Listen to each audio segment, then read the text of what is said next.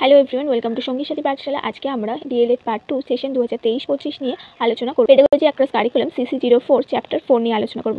জ্ঞান ও অনুসন্ধান পদ্ধতি, knowledge and method of enquiry. আজকে আমরা চ্যাপ্টার 4 ফার্স্ট পার্ট বা প্রথম পর্ব নিয়ে আলোচনা করব। এখান থেকে গুরুত্বপূর্ণ 10টা প্রশ্ন আমরা আজকে ক্লাসে আলোচনা করব। মানে বলে রাখা ভালো, সেশন 2023-25-এর জন্য তোমাদের যে 3টে সাবজেক্ট আছে, সেই 3টে সাবজেক্টের চ্যাপ্টার ওয়াইজ ক্লাস আমাদের চ্যানেলে শুরু হয়েছে এবং ইতিমধ্যে 3টে করে চ্যাপ্টার আমরা কমপ্লিট করেছি। অবশ্যই চ্যানেলে ভিজিট করে প্লেলিস্টে ভিজিট করে দেখে নেবে। আজকের পর্বের প্রথম প্রশ্ন হচ্ছে, জ্ঞান বলতে কী বোঝায় বা জ্ঞান কাকে বলে? জ্ঞান হলো সেই সমস্ত বিষয়ের সঙ্গে সম্পর্কযুক্ত যার মধ্যে অন্তর্ভুক্ত হলো বিভিন্ন সত্য, তথ্য, বর্ণনা অথবা দক্ষতা সমূহ যা অভিজ্ঞতা বা শিক্ষার দ্বারা অর্জিত হয়। এটি যে কোনো বিষয়ের তাত্ত্বিক বা ব্যবহারিক উপলব্ধির সঙ্গে সম্পর্কযুক্ত, আবার এটি কম বেশি আনুষ্ঠানিক ও নিয়মসিদ্ধ। দর্শনে জ্ঞান চর্চাকে বলা হয় জ্ঞান তত্ত্ব। বলা হচ্ছে জ্ঞান হচ্ছে এমন একটি বিষয় যেখানে কোনো বিষয়ের বিভিন্ন বিষয়ের সত্যি বিষয়টি আমরা সেখানে থাকবে, তথ্য থাকবে সেই বিষয় সম্পর্কে বিস্তারিত বর্ণনা থাকবে এবং সেই বিষয় সম্পর্কে কিছু দক্ষতা এবং অভিজ্ঞতা সমন্বিত হবে এবং সেই সব কিছুর দ্বারা যে শিক্ষা অর্জিত হবে আমাদের, সেটাই হচ্ছে জ্ঞান। এবং জ্ঞান তাত্ত্বিক বা ব্যবহারিক, এবং জ্ঞান হবে সবসময় যে জিনিসটা আমি শিখলাম সেটি আমরা ব্যবহার করে প্রয়োগ করে দেখতে পারবো, আমাদের ভবিষ্যতে কাজে আসবে। এবং আনুষ্ঠানিক ও নিয়মসিদ্ধ, এবং সেই জ্ঞান বা শিক্ষাটা কিছু বিশেষ নিয়ম আছে যে নিয়মগুলি অনুসরণ করলে আমরা আমাদের অভীষ্ট লক্ষ্যে পৌঁছতে পারবো। পরের প্রশ্ন, অনুসন্ধান ভিত্তিক শিখন বলতে কী বোঝায়? অনুসন্ধান ভিত্তিক শিখন হলো একটি সক্রিয় প্রক্রিয়া।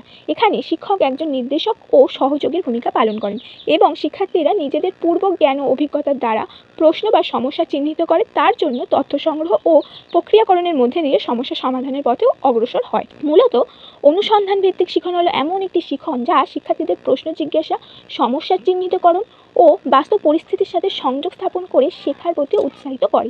শিক্ষক এখানে শিক্ষার্থীদের নির্দিষ্ট সমস্যা বা প্রশ্নের উপর কাজ করতে উৎসাহিত করেন এবং শিক্ষার্থীরা নিজেরাই তথ্য অনুসন্ধান, বিশ্লেষণ ও সমস্যা সমাধানের মাধ্যমে জ্ঞান অর্জন করে। তাই বলা হয় বা বলা যায় অনুসন্ধান ভিত্তিক শিখন আধুনিক শিক্ষাধারার একটি পরিপূর্ণ রূপ। মূলত এখানে বক্তব্য এই যে শিক্ষার্থীরা সক্রিয়ভাবে একটি সমস্যা শিক্ষক হয়তো উপস্থাপন করে দেবে বা কোনো একটি পরিস্থিতি তৈরি করে দেবেন যার মধ্যে শিক্ষার্থী নিজেরাই সমস্যা চিহ্নিত করবে এবং তার জন্য তথ্য সংগ্রহ করবে। সেই তথ্যগুলিকে সংগঠিত করে বিচার বিশ্লেষণ করে সমাধানের পথে অগ্রসর হবে। এর মধ্যে এই যে পুরো প্রক্রিয়াটি, এর মধ্যে দিয়ে শিক্ষার্থী নিজের পূর্বজ্ঞান ও অভিজ্ঞতা কাজে লাগিয়ে নতুন জ্ঞান আহরণ করবে। এই বিষয়টি হচ্ছে অনুসন্ধান ভিত্তিক শিখন, যা আমাদের বর্তমান শিক্ষা ব্যবস্থার একটি গুরুত্বপূর্ণ দিক। 3 নম্বর প্রশ্ন, অনুসন্ধান ভিত্তিক শিখনের উপাদানগুলি লেখো। অনুসন্ধান ভিত্তিক শিখনের উপাদানগুলি হলো: 1. নির্দেশিত আবিষ্কার। এই প্রক্রিয়ায় শিক্ষার্থীকে বিষয়বস্তু ও প্রশ্ন সরবরাহ করা হয়। প্রশ্নের উত্তর দেওয়ার জন্য শিক্ষার্থীরা এককভাবে বা ছোট দলে আলোচনা, পর্যবেক্ষণ ও উত্তর সন্ধান করে থাকে। 2 হচ্ছে অনুসন্ধান নির্দেশিত মডেল। অনুসন্ধান নির্দেশিত মডেলের উপাদানগুলি হলো সংযুক্ত করা বা এঙ্গেজমেন্ট, ব্যাখ্যা করা এক্সপ্লোরেশন, উদাহরণ দেওয়া এক্সাম্পল, বিশ্লেষণ ইলাবোরেশন অ্যান্ড মূল্যায়ন করা বা ইভালুয়েশন করা। 4 নম্বর প্রশ্ন, তথ্য প্রক্রিয়াকরণ বলতে কী বোঝায়? তথ্য এবং তার প্রক্রিয়াকরণ ব্যক্তি শিক্ষা ও তার শিখনের সঙ্গে গভীরভাবে সম্পর্কযুক্ত। প্রজ্ঞামূলক চিন্তাবিদগণ মানুষের শিখনের সঙ্গে সম্পর্কিত যে সমস্ত প্রকল্পকে গুরুত্ব প্রদান করেছেন, তথ্য প্রক্রিয়াকরণ বা ইনফরমেশন প্রসেসিং এর মাধ্যমে এই শব্দটিকে ভাঙলে আমরা দুটি শব্দ পেয়ে থাকি। প্রথমটি হচ্ছে তথ্য বা ইনফরমেশন। কম্পিউটারের ক্ষেত্রে এই তথ্য যেমন পূর্বনির্দিষ্টভাবে নিজেই পরিবর্তন করা যায়, আমাদের মানুষের ক্ষেত্রে সংগৃহীত তথ্যগুলি উদ্দীপকের পরিপ্রেক্ষিতে পরিবর্তিত হয়। একেই বলা হয় প্রসেসিং বা প্রক্রিয়াকরণ। অর্থাৎ আমরা যখন কোনো একটি বিষয় সম্পর্কে কোনো একটি ধারণা পাচ্ছি এবং সেই ধারণাটিকে যখন আমরা আরও বেশি প্রক্রিয়াকরণ করে সেই বিষয়টিকে জানছি, সেটাকে এবং তার একটি নতুন রূপ লাভ করছি, সেটাই হচ্ছে আমাদের তথ্য প্রক্রিয়াকরণ। যদি বলা হয় যে আমাদের একটা কম্পিউটার বিষয়ের যন্ত্র সম্পর্কে আমরা জানছি এবং এই কম্পিউটারের বিভিন্ন বিষয়গুলো আমরা শুনছি এবং সেই কম্পিউটারের বিভিন্ন যে বিষয়গুলো সেগুলো যখন আমরা দেখছি, সেগুলো যখন আমরা ব্যবহার করছি, কীভাবে সেগুলো কাজ করে, এক একটির আলাদা আলাদা যে কাজ সম্পর্কে আমরা জানার চেষ্টা করছি, তখন আমরা সেই সম্পর্কে একটি সম্পূর্ণ ধারণা লাভ করছি যে এই 4টি উপাদান ব্যতীত এবং এর মধ্যে যে আরও বেশ কিছু বিষয় অন্তর্ভুক্ত রয়েছে সেগুলো জানছি এবং তাদের প্রত্যেকটির আলাদা আলাদা কাজ আছে সেগুলো জানছি। এর মধ্যে দিয়ে আমাদের একটি সম্যক ধারণা তৈরি হচ্ছে যে কম্পিউটার মানে শুধুমাত্র মনিটর বা সিপিইউ নয়, এর মধ্যে আরও অনেক কিছু আছে যেগুলো আমাদেরকে সাহায্য করে কম্পিউটারে কাজ করতে। 5 নম্বর প্রশ্ন, অনুসন্ধান বলতে কী বোঝো? সাধারণ অর্থে অনুসন্ধান বা এনকোয়ারি বলতে বোঝায় সত্য, তথ্য বা জ্ঞানের জন্য প্রশ্নের মাধ্যমে অনুসন্ধান বা কোনো কিছু খোঁজা। মানুষ জন্ম থেকে মৃত্যু পর্যন্ত অনুসন্ধান করে। আবার এটিও সত্য যে ব্যক্তির মধ্যে সচেতন বা অসচেতনভাবে এই অনুসন্ধান প্রক্রিয়া চলতে থাকে। অনুসন্ধানের মাধ্যমে একটি শিশু পৃথিবী সম্পর্কে ধারণা করে, পর্যবেক্ষণ করে, সব কিছু জানতে ও চিনতে বুঝতে শেখে। অনুসন্ধান প্রক্রিয়ার শুরু হয় দর্শন, শ্রবণ, স্পর্শ, স্বাদ ও গন্ধের দ্বারা। এর মাধ্যমে তথ্য সংগৃহীত হয়। তাহলে অনুসন্ধানকে আমরা প্রত্যেকদিন যা দেখছি, যা চিনছি, যা বুঝছি, সেই সব কিছু আমরা জানি বা নাই জানি, আমরা সবসময় সমস্ত জানা বা অজানার স্তরেও আমরা অনুসন্ধান করে চলেছি। এই অনুসন্ধান আমরা যখন যে পরিস্থিতিতেই থাকি, আমাদের মন বা মস্তিষ্ক কিন্তু সম্পূর্ণরূপে স্থির থাকে না। সে 2-3 সেকেন্ডের জন্য যদি সম্পূর্ণ চিন্তামুক্ত হয়েও যায়, তারপরেই কিন্তু তার সেই মনের মধ্যে অন্য কোনো একটি চিন্তা, সেই মনের মধ্যে নতুন কোনো চিন্তা বা ভাবনা আবির্ভূত হয় এবং সে আবার সেই বিষয় নিয়ে নানা ধরনের ভাবনা চিন্তায় ডুবে যায়। এটাই হচ্ছে আমাদের অনুসন্ধান। 6 নম্বর প্রশ্ন, তথ্য বলতে কী বোঝায়?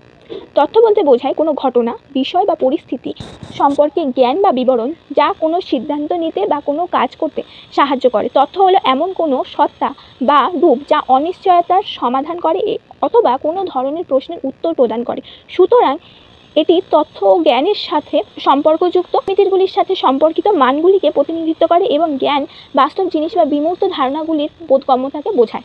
যদি মনে করি আমরা কোনো একটি বিশেষ বই কিনতে যাচ্ছি এবং বই কেনার থেকে আমাদের এই ধারণা আছে, আমাদের কাছে তথ্য আছে যে বইটি কেমন দেখতে হয়, বইয়ের মধ্যে কী ধরনের বিষয়বস্তু থাকতে পারে, এই বইয়ের মলাটটি কীরকম হতে পারে, এর ওপরে কী ধরনের লেখা থাকতে পারে, আমাদের এই সম্পর্কে কিছু তথ্য আমরা সংগ্রহ করে যাই এবং পরবর্তীকালে যখন আমরা বইটি হাতে পাই এবং আমরা সেই বইটি সম্পর্কে পড়ি এবং এই যে পুরো বিষয়টি, এর ভেতরে অন্তর্ভুক্ত যে সমস্ত বিষয়টি আছে, সেই বিষয়টি আমরা জানতে পারি, তখন সেটি আমাদের জ্ঞানে পরিণত হয়। একটি মূর্ত বিষয় সম্পর্কে অনেক কিছু, কেমন দেখতে, কী হয়, কী আছে না আছে, এই বিষয়গুলি আমাদের লেখা থাকবে, সেটি হচ্ছে আমাদের তথ্য। এবং এই সম্পর্কে যখন আমাদের একটি ধারণা তৈরি হয়ে যায় যে যখন এই জিনিসটা আমাদের চোখের সামনে নেই, তাও আমি এই বিষয় সম্পর্কে অতি সহজে জানতে পারবো বা বলতে পারবো, তখন সেটি হচ্ছে আমাদের কাছে জ্ঞান।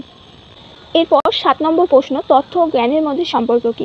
তথ্য কতগুলি পরিসংখ্যান যা সম্পর্কগত দিক থেকে কিছু অর্থ বহন করে। গণনার অর্থে এটি হলো পরিসংখ্যান যা প্রক্রিয়াকরণ করা যায়। তথ্য ছাড়া জ্ঞান অর্জন করা সম্ভব নয়।